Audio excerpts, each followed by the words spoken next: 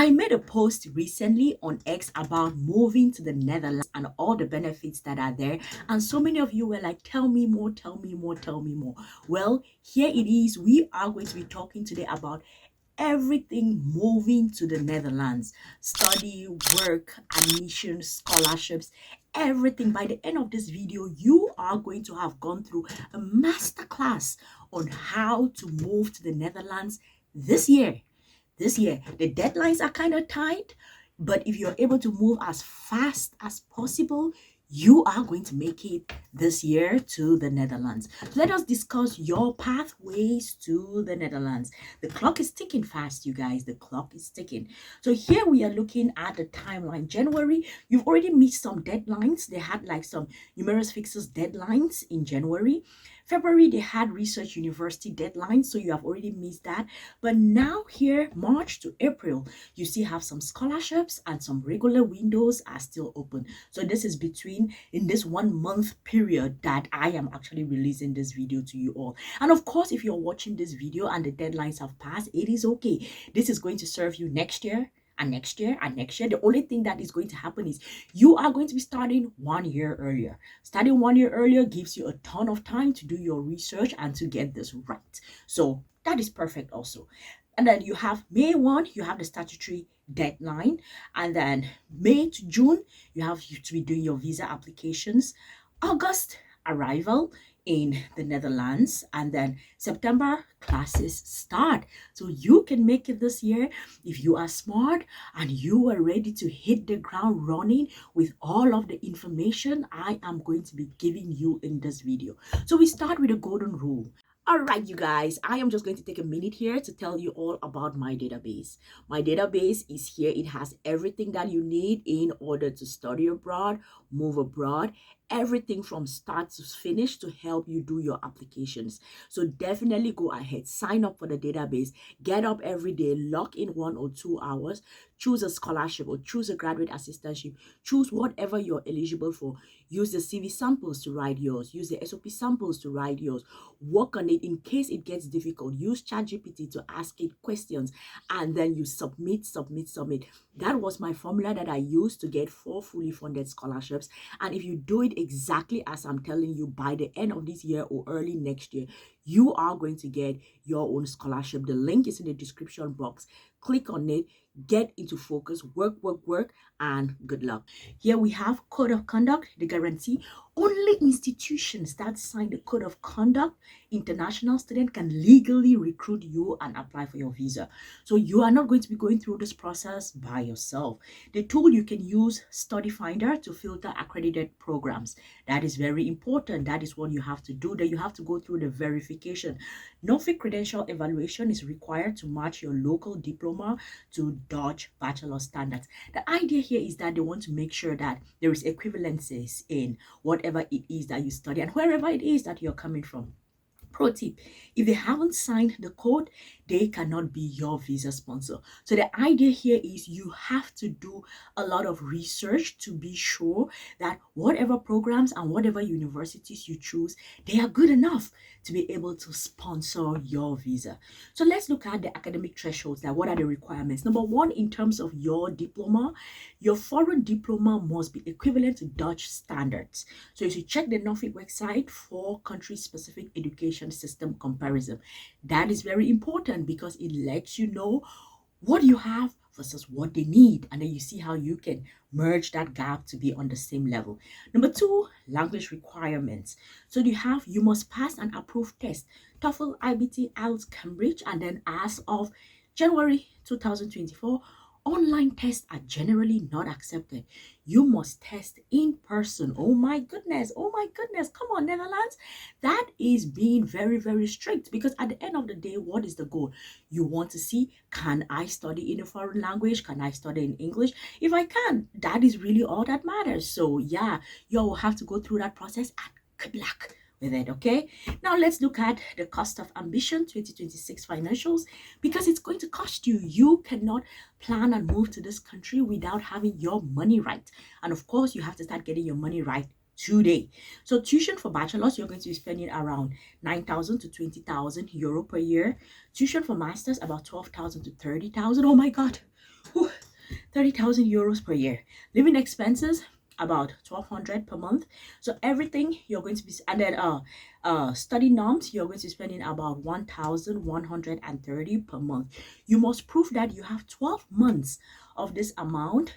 That is about 13,570 euro available upfront before you can get a visa. I have done a ton of videos about proof of funds, and how that plays out, and how many countries want to know that you have at least money that can take care for you for 1 year. When you have the money that can take care for you for 1 year ahead of time, they are concerned that you're not just going to arrive in their countries and the first thing you're doing is, I need a job, right? That is why they do that. So let's look at funding your future. The top scholarships that you should be applying to in the Netherlands. Check if they are still open, and if they are, run and apply for them. So you have the NL scholarship. This is actually a 5,000 euro one-off for non-EU. It is not a full waiver, but you get 5,000 euro. Just that's a good cushion, right? That's a good financial cushion. Then you have the Eric Blooming Fund, which is Groningen. This is a full coverage. They provide tuition, travel, books, health insurance, and it is highly competitive. Then you have the Justus and Louis Van Effen scholarship at TU Delft, full tuition plus living expenses for MSc students. So this is just Master of Science students, science students. I actually posted about the scholarship on X and on LinkedIn, so y'all should be applying to it. And of course, all scholarships are in my database. If you had found this way earlier, you would have already applied for it because you check the deadlines and you go ahead and do your work. That is why you should be signed to the database, right? And then you have the Maastricht High Potential scholarship. You have the tuition waiver plus monthly stipend. Deadlines are tight. Most of them are closing February 1, March 1. So you should check immediately, as soon as possible. As soon as you find this video, you should be checking for it, okay? Now, one of the things that you should know about the whole process of applying to the Netherlands is you are not applying alone. And I was like, oh, this is really, really nice. So what is the process? The process is the students, you send your documents to the university. The university is your sponsor. So this university actually, you apply, you send your documents to that university, and then within 1 to 2 weeks, the university actually applies to the IND, okay? I think this is like some body that checks to be sure of whatever. So the university applies to IND, and then the IND decides within 2 weeks for the sponsors, and then the IND sends your documents to the embassy. The embassy checks through, making sure everything is okay, and then it issues an MVV sticker, and then now sends it back to you, the student. I'm like, oh my God, that is a long process. So let's read about the golden rule. You cannot start this process yourself. Your university acts as your recognized sponsor. Legal decision period is 60 days, but usually faster for sponsors. I'm like, oh my goodness. So you just send your documents and then you wait.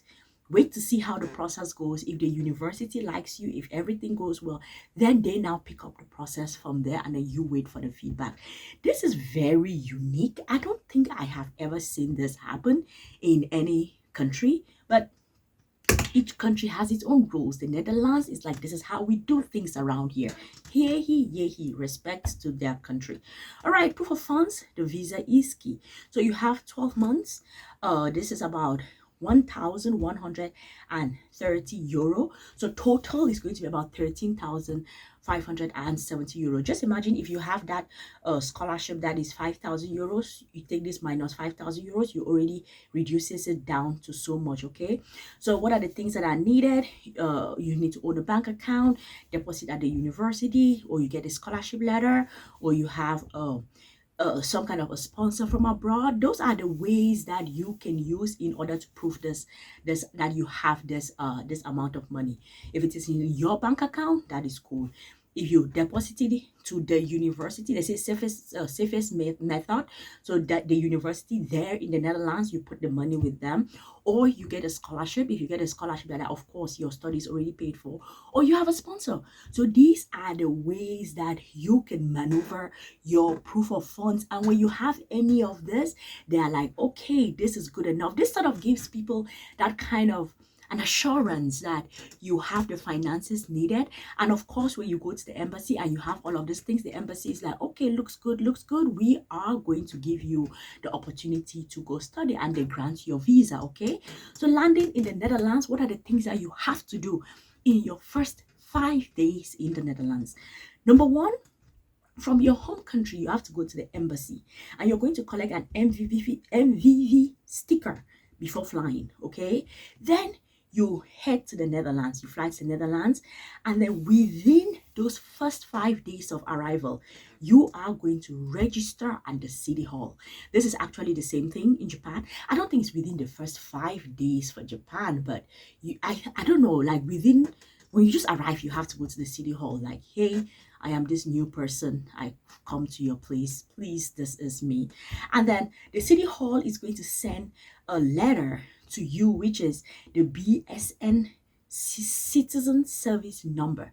They are going to send that number to you, and then what you are going to do is you're going to go to the GGD center, and then you're going to do your TB test. I'm sure this is tuberculosis, which is required for students from the global south, because the kind of diseases that are prevalent in the global south in warm countries are different from those in cold countries. So they want to make sure that everything is healthy, because if there's an outbreak, it affects everybody, right? So they have to make sure of that.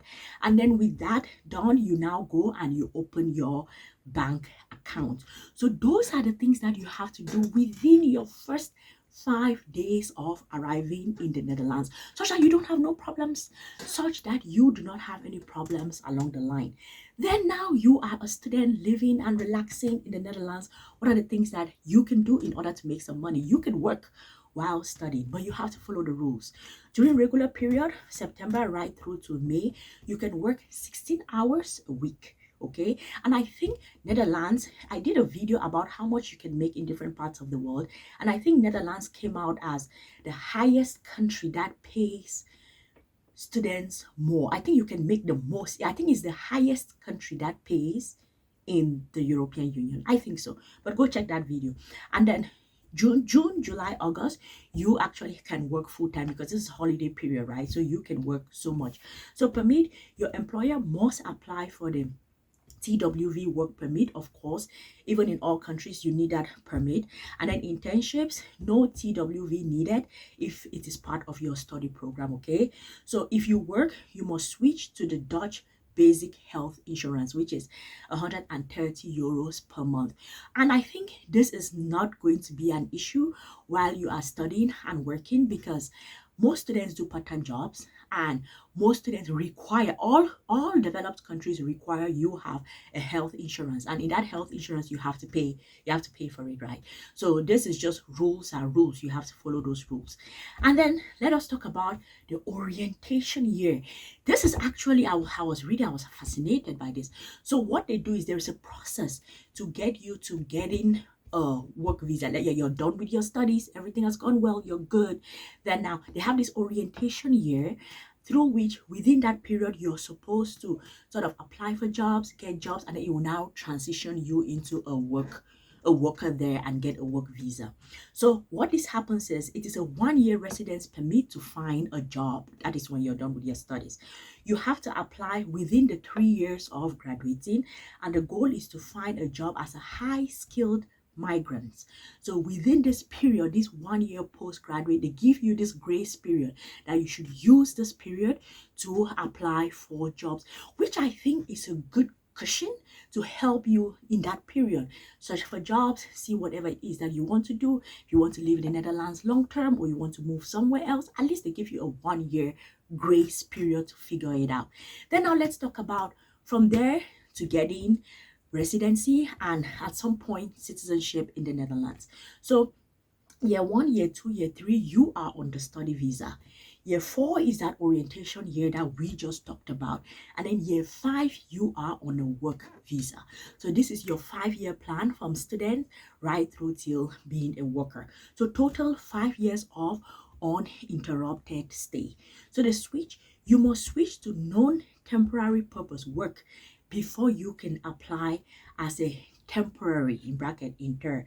And for you to get to that citizenship route, there is an exam where you must pass, and that exam is called the civic integration exam. And you need to be around A1 or B1. This is actually a very common thing that is required by most countries. I think I was reading the other day about France, and they have this program you have to write some tests to check if you know things about France, which is actually done in so many countries before they can grant you citizenship. And it's like 45 minutes, and there was some criticisms about how it works and whatever. It was causing some kind of chatter online about it and whatever, because I think they either increase the time or they reduce the time. Something like that was happening. But this is normal. This is normal in all countries, you guys. Everybody has to go through it. So now let us think about tips on how you are going to succeed. What are you going to do? Number one, there is a housing crisis. I think housing crisis is not just in the Netherlands. Housing crisis is everywhere, everywhere. Australia, UK, Netherlands, in fact, Germany, everywhere there's a housing crisis, right? In the US, everywhere. So you have to start looking months and months in advance. You don't have an accommodation, you're not going to get the BSN, which is extremely important, right? For you to legalize your processes of staying in the country. And then two, legalization. Make sure that you sort of legalize your documents, your birth certificate, your diplomas from your home country. You have to do it now. Housing, you're already late to start searching, because you have to be searching for the housing as soon as possible. But legalizing your documents, if you intend to move to the Netherlands, you have to start doing it now. And then banking, you need credit cards are often rejected in supermarkets. You need a Maestro V Pay debit card. Really? Okay, that is interesting. So people in the Netherlands do not have credit cards. I should ask. I should ask. There are some people from the Netherlands who live in my building. I should ask them about that. Okay. And then they have the DGD. Activate this digital ID immediately after getting your BSN, because you are there living in the Netherlands, right? They probably have, in Japan, they have this thing called a My Number, and that is what you have to activate digitally so that they can trace everything that you are doing in the country. Very important. Directness. Dutch directness is not rudeness. Be prepared to speak up. I like that they say this, because this is one of the, like in Japan, you have to be informed about how Japanese people are not direct at all. Like they will say this, but they mean this, or if they say this, know that this is how they say no. They will not say no straight to your face. They will go through. But this one, they're just telling you that Dutch people are going to be like, yes, it's a yes. No, it's a no. I like that.